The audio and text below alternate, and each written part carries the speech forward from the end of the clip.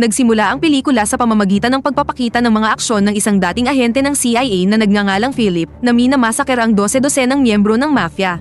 Lumalabas na ang dahilan kung bakit pinapatay ni Philip ang mga miyembro ng mafia ay dahil pinatay nila ang kanyang asawa. Sa sandaling iyon, naging malinaw na madali silang natalo ni Philip kasama na ang amo ng mafia na nagngangalang Dimitri.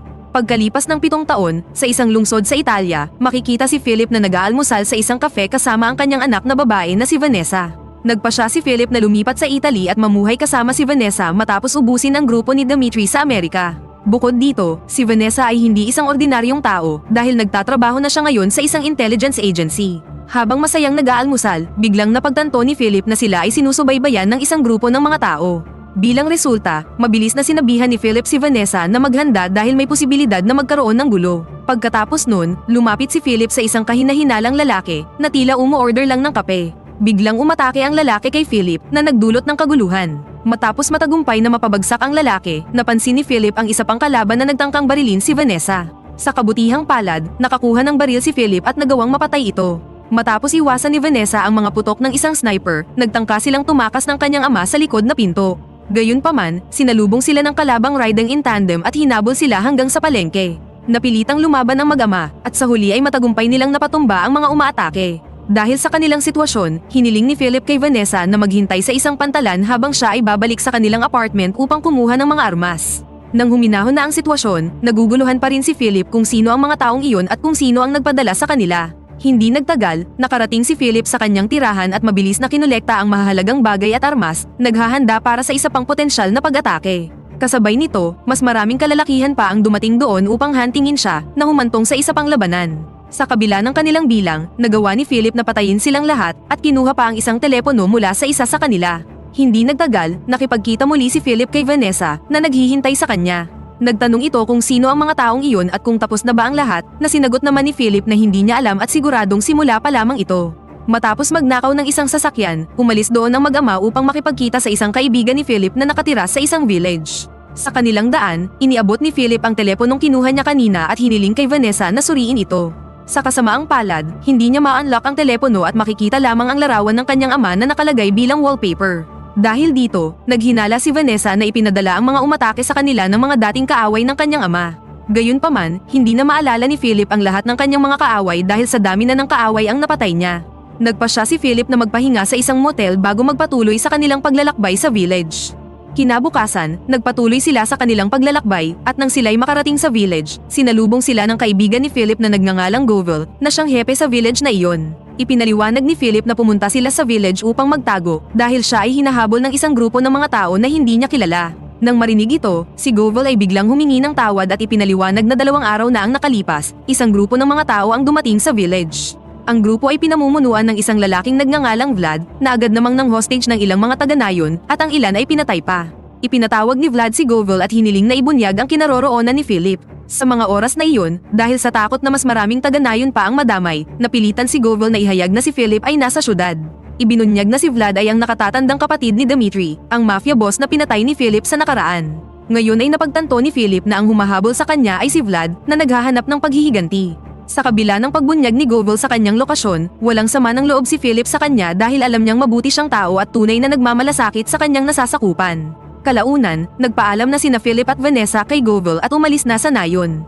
Lumipat ang eksena kay Vlad na binisita ng kanyang kanang kamay na si Kaz. Pinaalam ni Kaz na ang mga tauhan na kanilang ipinadala ay nabigong patayin ang mag-ama at pareho silang nakatakas ng walang anumang palatandaan. Nang marinig ito, inutusan ni Vlad si Kaz na magtipon ng higit pang mga tauhan at anuman ang mangyari, dapat nilang mapatay sina Philip at Vanessa. Pagkalipas ng ilang oras, nakipagkita sina Philip at Vanessa sa isang dating kaibigan mula sa CIA na nagngangalang Holman. Ipinaliwanag ni Philip ang kanyang sitwasyon kay Vlad na humahabol sa kanya upang ipaghiganti ang pagkamatay ni Dimitri, 7 taon na ang nakakaraan. Hiniling niya kay Holman ang lahat ng alam niya patungkol kay Vlad at pati na rin ang lokasyon ng headquarters nito. Ipinaliwanag ni Holman na si Vlad ay isa na ring mafia boss na may malawak na subordinate at ang kanyang headquarters ay matatagpuan sa isang marangyang villa na hindi kalayuan sa lungsod. Bukod dito, ang tanging paraan upang matalo si Vlad ay sa pamamagitan ng pagnanakaw ng lahat ng kanyang pera na nakakonvert sa Bitcoin. Sa ngayon, si Vlad ay mayroong humigit kumulang $500 million sa Bitcoin at ang data ay nakaimbak sa isang flash drive na nakatago sa isang pribadong bangko. Sa makatuwid, kung magagawa ni Philip na nakawin ang flash drive, si Vlad ay hihina at magiging madali na lang para kay Philip na tapusin siya. Sa huli, pumayag sina Philip at Vanessa na nakawin ang flash drive, ngunit kailangan muna nilang planuhin ng mabuti ang kanilang diskarte. Kalaunan, dinala ni Holman ang mag-ama sa isang mamahaling hotel upang doon pag-usapan ang kanilang plano. Ang hotel pala ay di kalayuan sa pribadong bangko kung saan itinatago ni Vlad ang kanyang flash drive. Sa oras na iyon, iminungkahi ni Holman na agad na pumasok sa bangko sina Philip hanggat maaari, kung pwede ay ngayong gabi. Gayunpaman, hindi sumang-ayon si Philip, lalo na't hindi pa nila alam kung aling numero ng vault ang naglalaman ng flash drive. Kaya naman, nagpa siya muna silang pag-isipan ng mabuti ang plano, at sa ngayon, kailangan muna nilang magpahinga. Kinahapunan sa araw na iyon, muling nagpulong ang tatlo upang pag-usapan pa ang plano. Nagkaroon ng ideya si Vanessa na magpanggap na magdedeposito ng isang rare na diamond sa bangko na malamang na mag-uudyok sa bank manager na dalhin siya sa vault para itabi ang diamond. Sa oras na iyon, pasikretong magtatap si Vanessa sa computer ng manager upang malaman kung aling vault ang naglalaman ng flash drive ni Vlad. Tinanong ni Holman kung ano ang kanyang gagawin kung mahuhuli siya ng mga gwardya. Mabilis na sumagot si Vanessa na kung siya ay mahuli, wala siyang magagawa kundi ang labanan ng mga gwardya. Sa huli, pumayag si Philip sa kanyang plano, ngunit hiniling na may isang taong susubaybay sa kanya dahil plano ni Philip na salakayin ang headquarters ni Vlad. Nagboluntaryo si Holman na tulungan si Vanessa mula sa malayo at nangako pa siyang itatabi ang flash drive kapag nakuha na niya ito. Dahil kumpleto na ang plano, sumang-ayon silang isagawa ito sa susunod na araw. Kinabukasan, makikita si Vlad na nagre-relax at ine-enjoy ang kanyang almusal. Di nagtagal, nilapitan siya ni Kaz na nagdala ng upahang asasin upang muling tugisin si Philip. Gayunpaman, bago simulan ang trabaho, hinihingi ng asasin ng paunang bayad dahil natatakot siyang hindi bayaran ni Vlad.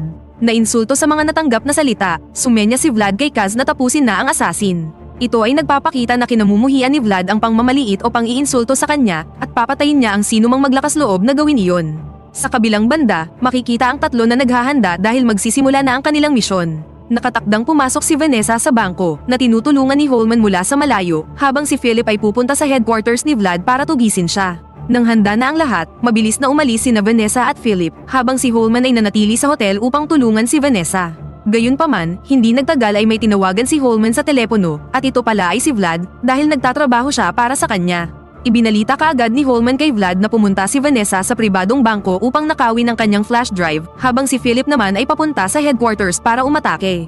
Dahil ang flash drive ay naglalaman ng $500 million, mabilis na inutusan ni Vlad si Kaz at ang ilan sa kanyang mga tauhan na pigilan si Vanessa. Kasabay nito, si Vlad at ang iba pa niyang tauhan ay mananatili sa headquarters, naghihintay para sa pagdating ni Philip.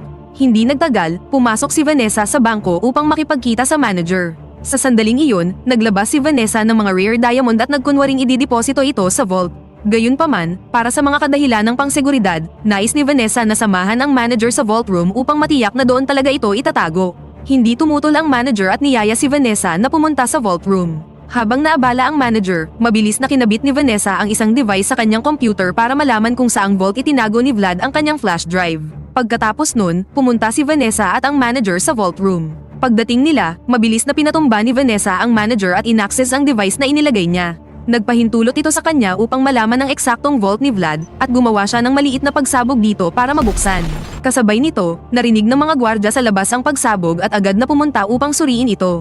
Walang ibang pagpipilian, kailangang labanan ni Vanessa ang mga gwardya ayon sa orihinal na plano. Pagkatapos ibagsak ang mga gwardya, mabilis na umalis si Vanessa upang makipagkita sa isang taong naghanda ng motorsiklo para sa kanya. Pamangkin pala ni Vanessa ang taong ito na palihim niyang isinama sa misyon. Sabay na dumating si Kaz at ang kanyang team at agad na hinabol si Vanessa at ang kanyang pamangkin na tumatakas sakay ng motorsiklo. Sa gitna ng paghahabulan, nagawa ni Vanessa na malinlang si Kaz at ang kanyang koponan na nagpahintulot upang maibigay niya ang flash drive kay Holman para sa safety. Kasabay nito, ang pamangkin ni Vanessa ay sinadyang i-distract ang mga tauhan ni Vlad na humantong upang habulin nila siya dahil sa pag-aakalang nasa kanya ang flash drive.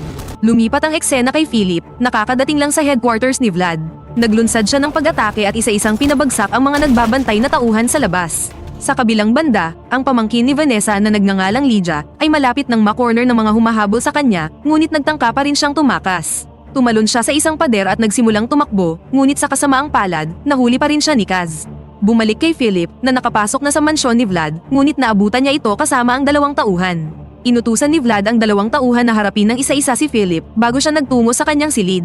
Naunang hinarap ni Philip ang isang malaking lalaki at matapos lang ang ilang bakbakan, nagawa niya itong mapatay. Pagkatapos nun, magkasabay niyang hinarap ang isa pang tauhan at si Vlad na parehong may hawak na baril. Ngunit dahil sa mabilis na pagkilos ni Philip, nagawa niyang mapatay agad ang isang tauhan bago nakipagbuno kay Vlad. Matapos ang ilang pagpupumiglas, matagumpay niyang natalo si Vlad at inipit siya sa sahig. Gayunpaman, bago pa niya mapatay si Vlad, biglang dumating ang girlfriend nito at pinaalam na kinuhang hostage si Lydia. Dahil dito, kung gustong mabuhay ni Philip si Lydia, kailangan niyang iwanan ng buhay si Vlad. Dahil walang pagpipilian, sumang-ayon si Philip at inutusan siya ni Vlad na umalis sa kanyang villa bago niya hahayaang pakawalan si Lydia. Noong una ay ayaw pumayag ni Philip sa deal dahil hindi niya pinagkakatiwalaan si Vlad, ngunit sa huli ay napilitan siyang umalis. Pagkatapos nito, nakatanggap si Vlad ng tawag mula kay Holman na nagsabi na hawak na niya ang flash drive kaya hindi na niya kailangang mag-alala. Kalaunan, nagkita ang mag-ama sa isang simbahan at nagtanong si Vanessa kung namatay na ba si Vlad. Ipinaliwanag ni Philip na hindi niya ito nagawa dahil hawak nilang hostage si Lydia, kaya nakaramdam ng guilt si Vanessa dahil sa pagsama pa kay Lydia. Gayunpaman, pinahinahon ni Philip ang anak dahil mayroon siyang ibang plano upang mailigtas si Lydia at pabagsakin si Vlad kasama ang kanyang mga tauhan. Samantala, dinala ni Kaz si Lydia kay Vlad na natuwa naman dahil mayroon na siyang magagamit upang matalo ang mag-ama. Biglang dumating si Holman na ibinigay ang flash drive kay Vlad. Ngunit nang sinuri nila ito, nalaman nila na peke ito at walang laman. Nabunyag na matagal nang alam ng mag-ama ang pagiging traidor ni Holman, kaya ginamit nila siya upang malaman ang lokasyon ni Vlad at maging ang kahinaan nito. Bago ang misyon, inutusan ni Philip si Vanessa na magdala ng pekeng flash drive at ito ang ibigay kay Holman upang mapasakamay nila ang tunay. Nakatanggap si Holman ng tawag mula kay Philip na nagsabi na kung nais nila ang tunay na flash drive, kailangan nilang ipagpalit ito sa buhay ni Lydia. Inutusan niya silang pumunta sa village at doon isagawa ang trade, at pumayag naman si Vlad dahil ayaw niyang mawala na lang ng basta-basta ang kanyang pera. Maya-maya, nakipag-usap si Vlad kay Kaz at sinabing kailangan nilang mapatay ang lahat ng kanilang kalaban kahit pakapalit nito ang lahat ng kanyang pera. Nakaramdam siya ng pagkadismaya matapos mapagtanto na hindi niya napatay ang taong kumuha sa buhay ng kanyang kapatid. Samantala, habang nagluluto si Govel, nakarinig siya ng katok sa pinto. Ito pala ay sina Philip at Vanessa na humiling ng kanyang tulong dahil hindi niya pa napapatay si Vlad at hawak nilang hostage si Lydia. Hiniling ni Philip na i-evacuate ang lahat ng mga tao sa village dahil dito magaganap ang trade. Dahil pinagkakatiwalaan ni Govel si Philip, sumang-ayon siya sa kanyang hiling at binigyan pa siya ng mga armas na magagamit kung sakali mang hindi tuparin ni Vlad ang kasunduan. Kinabukasan, papunta na si Vlad at kanyang mga tauhan sa village upang isagawa ang trade. Kasama rin nila si Holman na isinisi ang kapalpakan sa mga tauhan ni Vlad dahil mayroon na silang pagkakataong patayin si Philip ngunit hindi nila nagawa. Dahil sa ingay ng bunganga ni Holman, nainis si Vlad at pinaalam na pwede niya siyang patayin kahit anong oras dahil wala naman siyang pakinabang sa kanya. Nang makarating sa village, hawak nilang hostage si Lydia ngunit napansin ang tahimik na kapaligiran dahil na-evacuate na ang lahat ng tao sa kalapit na monasteryo. Pinagbabantaan ni Vlad ang buhay ni Lydia habang tinatawag ang pangalan ni Philip. Kalaunan ay lumitaw ng mag-isa si Philip na hawak ang flash drive, ngunit lingid sa kaalaman ni Vlad, nasa paligid lang si Vanessa at naghahandang maglunsad ng pag-atake. Hiniling ni Philip na pakawalan si Lydia bago ibigay ang flash drive, ngunit agad na tumanggi si Vlad. Sa huli ay sumunod si Philip at ibinigay ang flash drive na agad namang sinuri ng mga tauhan ni Vlad. Nang makumpirmang tunay ang flash drive, sinabi ni Vlad na hindi niya papakawalan si Lydia hanggat hindi namamatay si Philip at Vanessa. Nanatiling mahinahon si Philip dahil alam niyang mangyayari ito at nagbigay siya ng senyales kay Vanessa upang umatake na nagdulot ng kaguluhan. Sa panahon ng bakbakan, kinuha ni Holman ang flash drive at nagtangkang tumakas. Matapos matagumpay na napatay ni Philip ang karamihan sa mga tauhan ni Vlad, hinarap niya si Kaz, habang si Vanessa naman ay hinarap si Holman. Sa huli, natalo niya si Kaz matapos siyang saksakin sa lalamunan, at pagkatapos ay tinulungan si Vanessa sa pagtalo kay Holman. Nabagsak ang flash drive at nasira, ngunit sinabi ni Philip na hindi ito tungkol sa pera, kundi tungkol sa pagtatama ng lahat.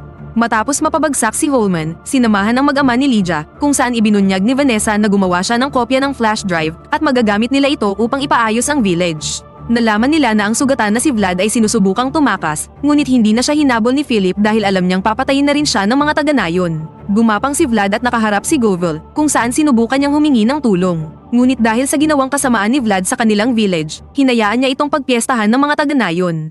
Sa huling eksena, makikitang nakatakas si Holman, at matapos ang tagumpay, nagsagawa ng pagdiriwang ang mga taga-nayon. Nakisama rin sa kasiyahan sina Philip at Vanessa, at dito na nagtatapos ang pelikula.